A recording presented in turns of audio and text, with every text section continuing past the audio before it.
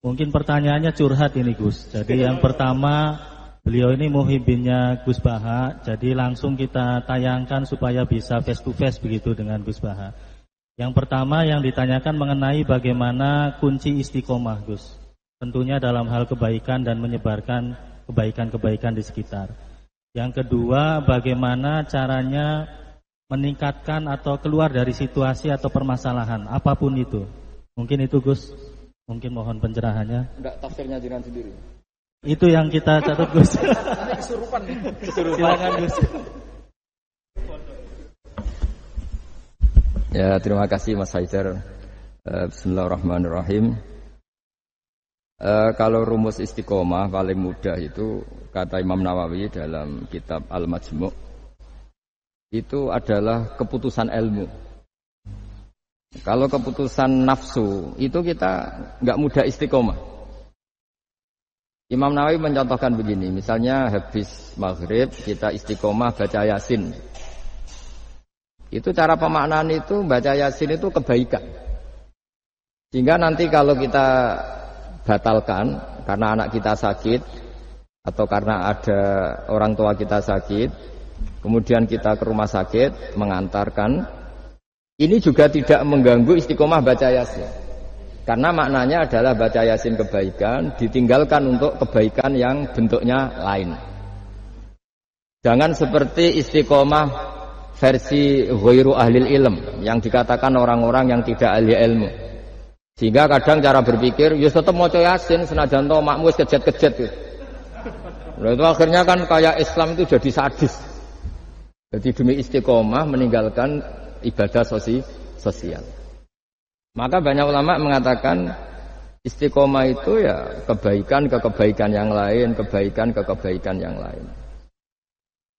Makanya saya bilang istiqomah itu adalah keputusan ilmu. Itu kata Imam Nawawi. Sehingga dalam banyak hal saya beri contoh. Hidup ini baik apa enggak? Ya baik, karena hidup ini menjadi mazru'atul akhirah. Referensi kita masuk surga dan neraka itu berdasar kehidupan sekarang ini. Berarti hidup ini spesial. Kita surga ya diputuskan ujian di kehidupan ini, neraka juga ya. Berarti kehidupan ini spesial. Tapi suatu saat kita pasti mati, dan mati itu baik enggak? Ya baik. Baiknya di mana? Ya kamu sudah tidak bisa maksiat lagi. Sehingga Nabi itu cara berdoa itu indah sekali. Allahumma ahyini ma kanatil hayatu khairan li. Wa tawaffani ma kanatil wafatu khairan li. Allahumma ij'alil hayata ziyadatan li fi kulli khairin wal mauta rohatan li min kulli syarrin. Segampang itu Nabi melihat kehidupan dan mati.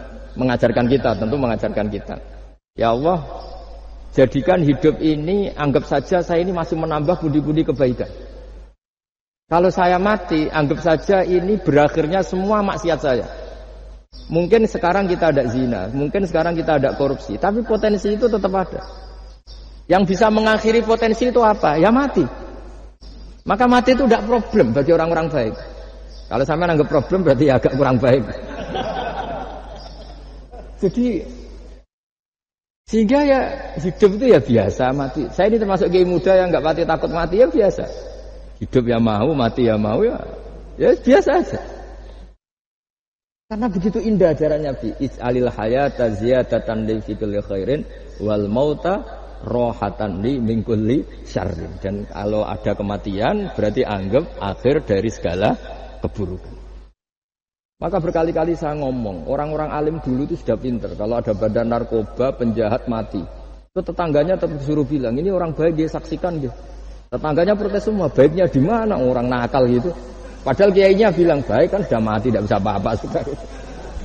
Artinya ada sisi kebaikan dalam kematian, yaitu segala keburukannya, bahkan potensi keburukannya menjadi berakhir. Jadi masalah nikmat juga gitu. Orang berharap bisa hidup itu sesuai rencananya. Tapi ketika dapat musibah tidak siap. Tapi apa panduan Nabi?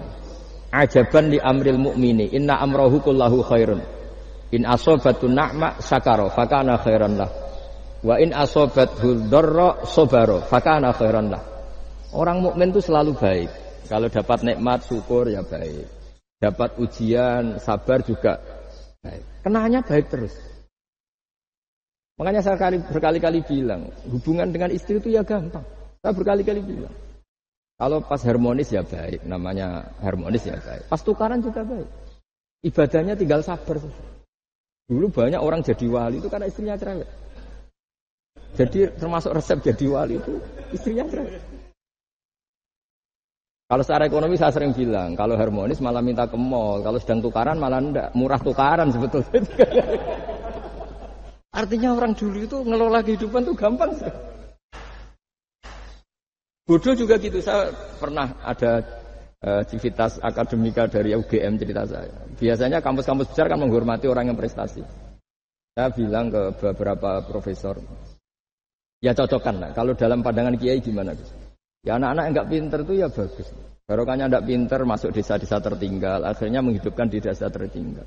Kalau pinter inginnya di Jerman, terus dapat beasiswa, malah kadang-kadang nggak mau pulang. Barokahnya nggak pinter mau di desa-desa terbelakang, akhirnya merata pembangunan di Indonesia. Di dunia kiai juga gitu, kadang yang alim paling jadi ketua MUI atau apalah. Barokahnya ndak alim dia di desa tertinggal, kelasnya pendiri masjid. Artinya kalau dalam pandangan Islam itu semua itu ada hikmahnya. Jadi Allah bikin orang ada yang bodoh itu sudah direncanakan. Barokahnya bodoh itu mau di desa terbelakang. Kalau enggak bodoh enggak mau dia. Ya itu cara Allah untuk menyebarkan kebaikan. Ya, ini kan fatwa ala kiai, sampean jangan buka. Wah ini berarti bikin itu, berarti orang bodoh ya hebat. Ya memang hebat, Allah sudah merencanakan, tapi ya jangan dimasifkan. Orang bodoh jumlahnya sudah banyak, lah, tidak usah ditambah. Tapi ini cerita, terus sampean Allah itu sudah punya rencana. Allah itu sudah punya rencana. Jangan sampai kita ini nggak tahu rencana Tuhan. Makanya akhir dari kesimpulan orang-orang itu, orang-orang baik, subhanak rabbana subhanak rabbana ma khalaqta hadza batilan subhanaka faqina adzabannar. Semua yang kau ciptakan itu tidak ada yang sia-sia. Saya pernah di Korea, ini pengalaman saya. Itu rata-rata saudara kita yang ke Korea itu kan nyari uang. Ternyata setelah di sana nggak ada masjid, ya udah bikin masjid, kadang nyewa. Itu cara Allah untuk menyebarkan Islam di Korea, kadang lewat pekerja itu. Dulu Indonesia sejarah yang terkenal ada Islam ya ada orang ingin kaya terus dagang ke Indonesia, orang Gujarat. Gara-gara dagang ke Indonesia terus kenal orang pribumi karena bawaannya orang Muslim ya mengkampanyekan Islam terus ada Islam. Jadi sederhana. Mbah Mun pernah cerita Harun Ar-Rasyid itu kalau punya tahanan politik itu dibuang. Itu di Irak, Baghdad. Buangnya di mana? Di Fakfak, di Irian Jaya. Makanya di Fakfak itu banyak imigran turunan apa? Arab. Itu dulu itu rival politiknya Harun Ar-Rasyid. Ketika di sana melihat orang Irian tuh pakai koteka itu bilang Urian terus jadi Irian itu. Urian itu maknanya apa? Telanjang. Jadi bahasa Arabnya telanjang itu apa? Urian itu telanjang, jadi Irian ya. Itu ya barokahnya buangan politik ya, tapi bukan tahanan kriminal, tahanan politik dibuang di sana, kemudian ada Islam di sana. Itu cara Allah. Begitu juga Islam di Eropa. Kadang dibawa mahasiswa yang dulu ketika di Indonesia agak kepikiran jadi kiai. Barokah kuliah di Eropa malah jadi kiai, mereka nggak ada saingannya. Nggak ketemu saya lah kira-kira gitu. Kalau di sini kan nggak bisa jadi kiai. Artinya sudahlah Allah itu nggak usah diajarin gitu. Makanya Allah pernah ngendikan kul atu alimuna wa bidinikum. Aku itu pangeran, ora usah warai carane beragama. Nah kita sekarang ini beragama tapi ngajari Allah. Harusnya Islam tuh gini ya Allah. Pangeran mbok warai. Makanya rata-rata dunia ulama itu dunia minum ide di bab itu. Karena harus yakin agama ini milik Allah pasti diurus Allah. Allah tidak usah diguruin gitu. Tapi kalau kita kan nggak ingin punya konsep organisasi apa, forum apa untuk mengembangkan apa, ya itu bagus lah namanya ikhtiar itu. Tapi kalau di dunia ulama itu malah enggak. Karena Allah punya cara sendiri untuk menyebarkannya. Ya, coba yang membawa Islam ke Amerika itu orang imigran. Di Eropa juga sama, apalagi di Perancis ya, itu kan imigran Aljazair rata-rata itu. Makanya Mas Haidar ini dari Aljazair. Ya sudahlah, kita ikhtiar, istiqomah itu nomor satu, benahi ilmu Anda, cara berpikir Anda. Ya ketika kita harmonis ya istiqomahnya syukur, kalau tukaran istiqomahnya sabar. Kalau punya teman sebaik ini ya istiqomahnya mitra kebaikan. Kalau sedang benci ya bagus lah, barokahnya itu udah utang, udah ngel-ngel, sudah diganteng saja hidup itu. Masyhur itu dawuh Imam Syafi'i. Man ahsana ilaika faqad qayyadaka.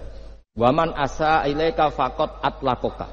Orang yang berbuat baik kepada kamu sebetulnya itu mengunci kamu, mengikat kamu. Kamu ini kalau Pak Aryo terlalu baik sama saya, yang susah juga saya. Kalau nanti anaknya kawin, resepsi gak diundang saya gak enak. Tapi kalau dia agak-agak jahat sama saya, gak tekos, peduli. Ini kan pantas. Jarno. Jadi saya kalau ada orang terlalu baik sama saya sudah mulai mikir ini ribet kan. Makanya saya termasuk kiai yang ada orang baik ya biasa aja karena tak anggap ini ke depan kurang baik gitu. Tapi ya saya seneng ya namanya ukhuwah Islamiyah seneng. Tapi tidak seneng-seneng banget kayak orang yang nggak punya perhitungan. Waman asa ilaika faqad atlaqaka. Orang yang berbuat buruk kepada kamu sebetulnya dia membebaskan kamu. Enggak mungkin kan orang yang sedang ngeneng kamu terus utang kamu, enggak mungkin kan pinjam mobil